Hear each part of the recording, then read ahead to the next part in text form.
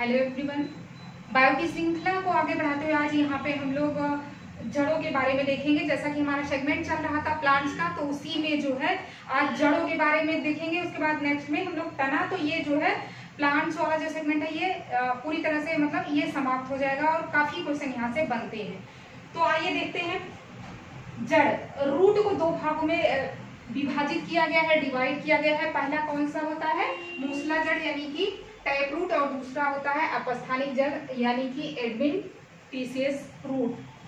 अब मूसला जड़ को भी तीन भागों में डिवाइड किया गया है। अब यहीं से क्वेश्चन बनना स्टार्ट होता है कि पूछा जाता है कि कौन सा जो है तर्क रूपी है, शंकु रूपी है, कुंभी रूपी है, दे दिया जाएगा और आपसे पूछ लिया जाता है, उसको पहचानना होता है। तर्क रूपी देखेंगे फ्यूजीफार को। सबसे पहले ये जड़ें जो होती हैं ये इसके में जड़ों के अंदर जड़ें होती हैं। जैसे कि ये सबसे पहले होती है ये प्राथमिक जड़ से बोला जाता है, और ये जो ऐसे निकली है सेकेंडरी होती है। ये जो है ये तृतीयक जड़ होती है। ये तृतीयक जड़ जड़ों के अंदर जड़ें, और ये ऊपर जाके एक जाल बना लेती हैं।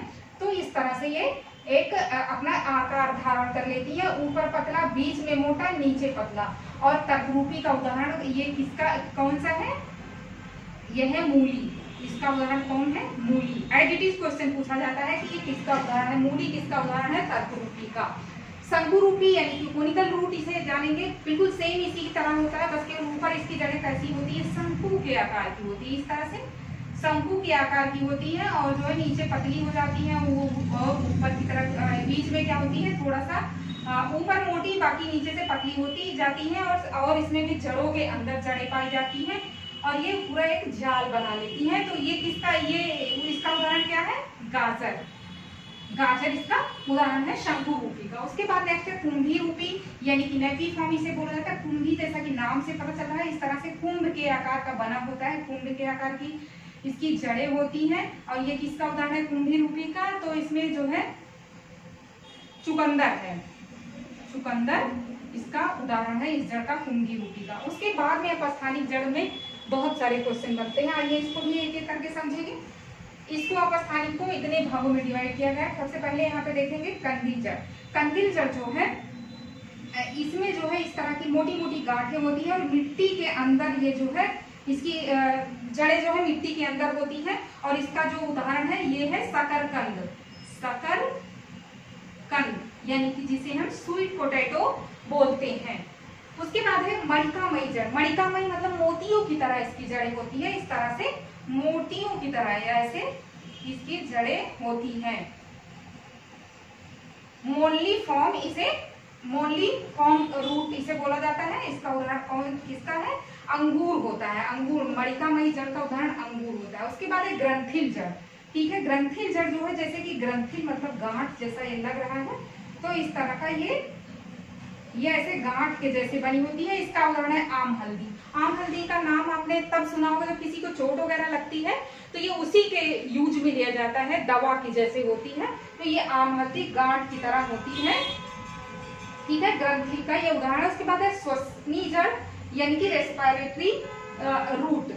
तो जलकुंभी इसका उदाहरण है। और जलकुंभी क्या होती है? जहाँ जिस जल में होती है उसमें जो ऑक्सीजन होता है उसको क्या करता है? ऑब्जॉर्ब कर लेता है, यानी कि अवशोषित कर लेता है। ये जलकुंभी अवशोषित कर लेती है, और ये जड़ें जो होती हैं ये सांस लेती हैं। ठीक है, श्वसनी जड़ें इसीलिए इसे कहा जाता है। उसके बाद परजीवी जड़ है। इसका उदाहरण क्या है? अमरबेल इसका उदाहरण है। आगे है सहारा देने वाली जड़ें यानी कि सपोर्टिंग जड़ें जिसे बोला जाता है। सपोर्टिंग जड़ें, इसको भी तीन भाग में डिवाइड किया जाता है।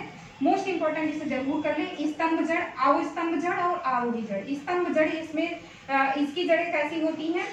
बिल्कुल इसमें जो है शाखाओं से जड़ें निकली होती। क्या होती है? इसका जो ये पेड़ होता है इस तरह का, ये पेड़ है इसका। इसके बाद यहाँ से ये ऐसे ऐसे जड़ें निकल, मोटी मोटी ऐसे होती है जड़ें। आपने देखा होगा नीचे ये मिट्टी में जाती हैं, और मिट्टी से जल और खनिज प्राप्त करते, बहुत मोटी हो जाती हैं, और ये अपने पेड़ को सहारा देती है, गिरने नहीं देती है इसीलिए। और ये इसका उदाहरण कौन सा है? ये बरगद है। बरगद का पेड़ जो होता है इसका उदाहरण है, स्तंभ जड़ का उदाहरण बरगद का पेड़ होता है। उसके बाद अवस्तंभ जड़। अवस्तंभ जड़ इसमें जो है ये जो है सरफेस है ना, ये मिट्टी है, और मिट्टी के नीचे ये गन्ना है। गन्ना है तो नीचे भी होता है, ऊपर भी होता है। नीचे भी इसकी जड़ें होती है और ऊपर भी इसकी जड़ें होती हैं। और ये जो है, ये जो इसके तने निकले होते हैं, ये भी जो है इसको सहारा देते हैं। इस तरह की अवस्तंभ जड़ का उदाहरण गन्ना हुआ, आपका मक्का हुआ, और ज्वार भी हुआ, बाजरा, ये सारे अवस्तंभ जड़ के अंदर आते हैं। उसके बाद आरोही जड़, मोस्ट इंपॉर्टेंट आरोही जड़। आरोही मतलब ये चढ़ने वाली, इस तरह की जो जड़ें होती हैं, ये जो है ऐसे राउंड राउंड करके ऐसे चढ़ती है सहारे से। मतलब इसके तने में मतलब एक लिक्विड जैसा निकलता है, जो इसको जो है, ये जो है इसको जड़ों को सहारा देता है, जिसके सहारे ये जो है पेड़ ऊपर की तरफ ये बढ़ता है, चढ़ता है। तो ये किसका, इसका उदाहरण कौन सा है? इसका उदाहरण पान है। और आपका मनी प्लांट आपने देखा होगा, तो इसका उदाहरण यहाँ पे हम लिख देते हैं। अवरोही जड़ का उदाहरण है कौन सा? पान और मनी प्लांट। मनी प्लांट और पान और मनी प्लांट आरोही जड़ का उदाहरण है।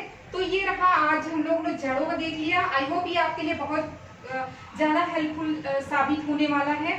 तो चैनल को सब्सक्राइब भी करें, लाइक भी करें, और कमेंट के द्वारा अपनी ओपिनियन को जरूर बताएं। मिलते हैं अपने नेक्स्ट वीडियो में तने के साथ। Thank you.